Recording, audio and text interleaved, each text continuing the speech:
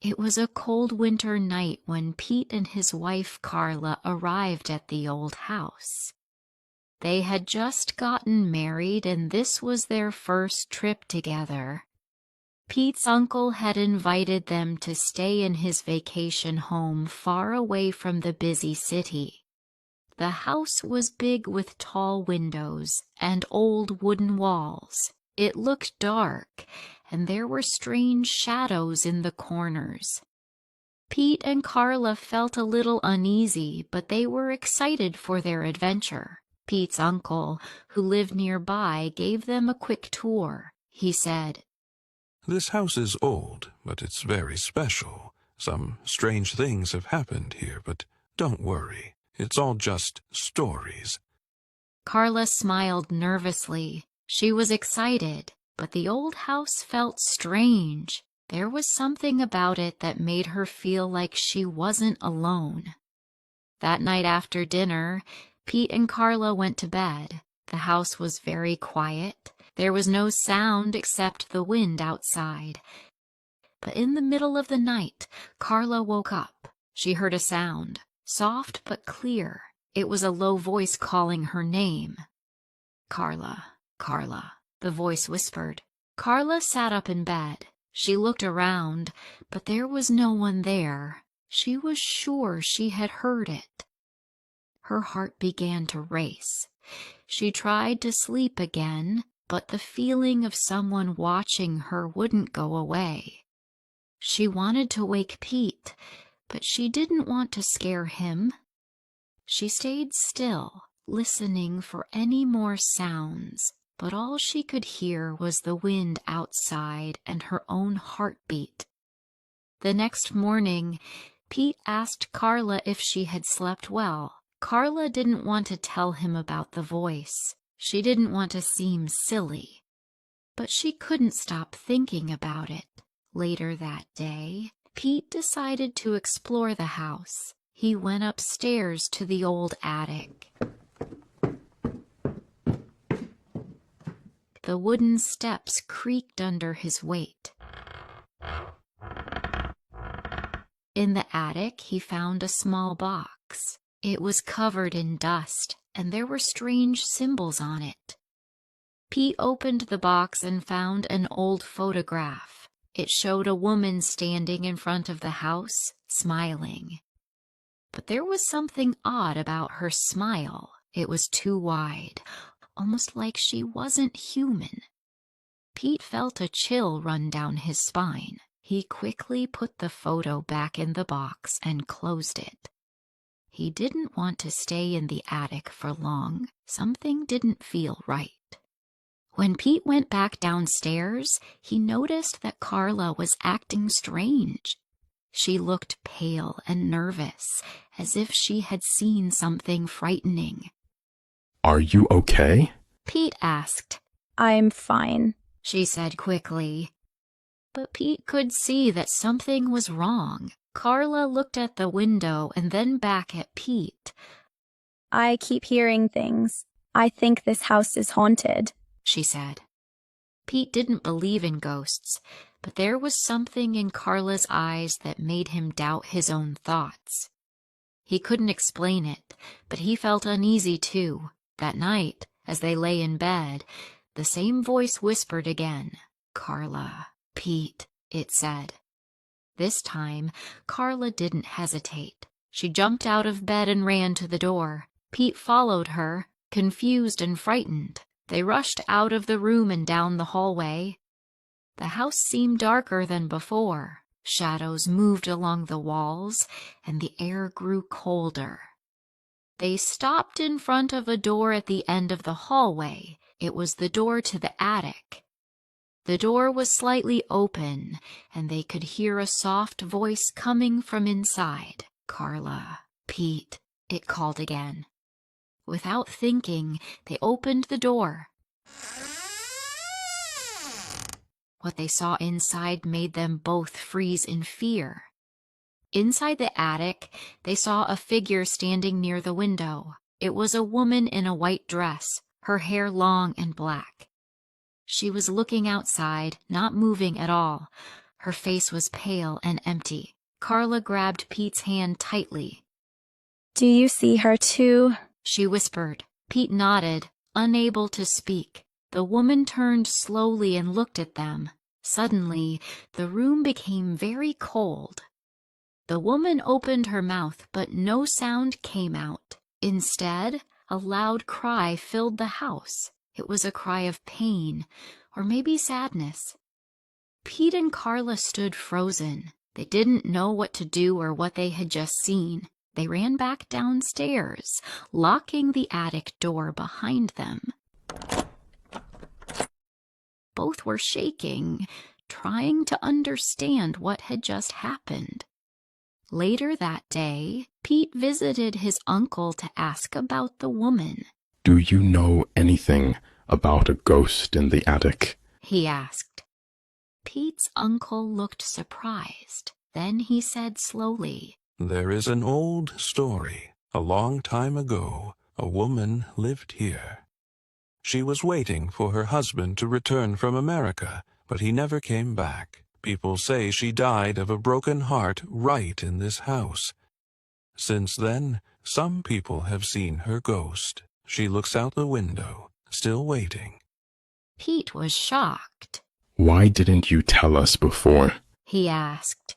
I didn't think it was real, but maybe it is, said the uncle. They didn't hear the voice again, but they couldn't sleep well. The house felt different now, not dangerous, but full of sadness. They knew they had seen something real, something that could not be explained. The next morning, Carla looked out the attic window. She wondered if the ghost was still there, watching. The trees outside moved gently in the wind, and the snow was falling slowly and quietly. Pete came up beside her. Do you want to leave this place? Pete asked. Carla thought for a moment. No, I want to help her, she said. She felt a strong connection to the woman. It was as if the ghost was asking for help. They decided to learn more about the woman in the photograph. They wanted to understand her pain. They searched the house for more clues. In an old drawer, they found a small diary. It was dusty and old, with pages turning yellow. Carla opened it carefully and began to read the diary.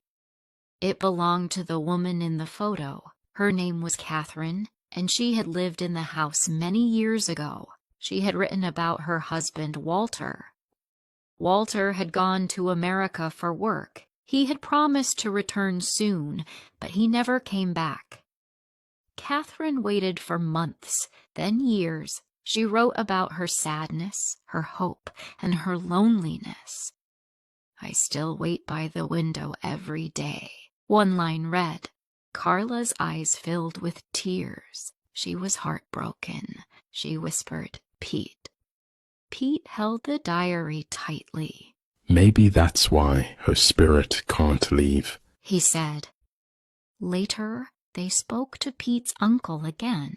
He looked surprised when they showed him the diary. He said, I remember stories about Catherine. She was very quiet after Walter left. Some people said they saw her ghost in the attic window, always waiting, always watching.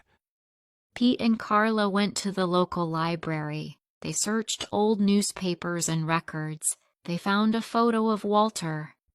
He was handsome with kind eyes. An old article said Walter's ship had sunk, but his body was never found. Maybe Catherine never believed he died. Maybe she kept hoping he would come back. They returned to the house before sunset. The wind was stronger, and the air felt heavy. They made a plan to help Catherine find peace. Maybe, if they gave her a message, she would go. That night, they went back to the attic. Carla held the diary, and Pete lit a candle. They stood in the middle of the room. Carla said softly, Catherine, we know your story. We are sorry for your pain, but you are not alone anymore. We are here with you. Walter loved you. He would not want you to suffer. We believe he is at peace now. You can rest too. The room grew cold again. A soft wind passed through the attic, though the windows were closed. Then Catherine appeared again. She looked at them with sad eyes. She did not speak, but she held out her hand. Carla stepped closer and placed the diary into it. Catherine looked down at the book, and a single tear fell from her eye. She held the diary to her chest, her eyes closing slowly. Then slowly she began to fade. The room warmed again, and night returned. Pete and Carla stood in silence. They knew she was gone now. They felt a peace in the house they hadn't felt before. The shadows were gone. The next morning, the house felt different. It was brighter, and the air was calm. Pete and Carla walked through the rooms and felt safe. The feeling of being watched was gone. In the attic, the photo was still there, but now Catherine's smile looked softer, more human. They knew the house would never be the same again. It was no longer haunted. They smiled at each other. The ghost had found her peace. Pete and Carla stayed 2 more days in the house. The nights were calm, and no voices came. They still lit a candle in the attic each night. It was their way of saying thank you to Catherine. Carla sometimes sat by the window where Catherine once waited. She thought about how deep love could be. Catherine had waited for years, even after death. That kind of love was beautiful and sad. On the 3rd morning, they packed their bags. Pete stood in the hallway, looking at the attic door. It feels like she's really gone, Pete said. Carla nodded. I feel it too, she replied softly.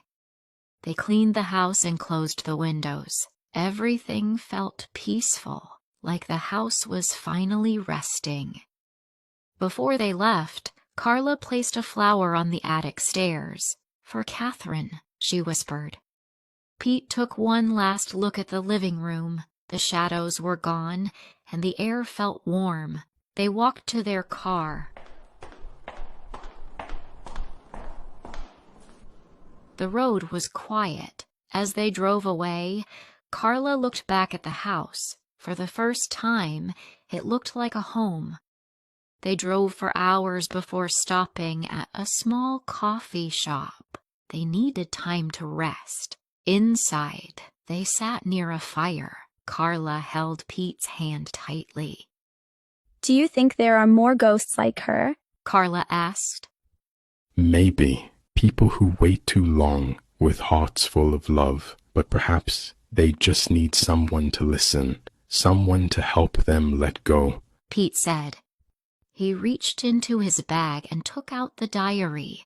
I brought it with me. I thought someone should remember her story. She shouldn't be forgotten, Pete said. Carla smiled. That's a good idea. Maybe we can write her story one day, she said. As they talked, an old man entered the shop. He had a thick coat and a tired face. He looked at Carla for a long time, then at the diary in Pete's hand. That book. I've seen it before, the man said slowly. Carla was surprised. Do you know Catherine? Carla asked. The old man sat down and said, I knew her. A long time ago, when I was a child, she lived there. My mother worked at the house. She used to sit at the window every day. She told me about her husband. Carla listened closely. What happened to Walter? She asked.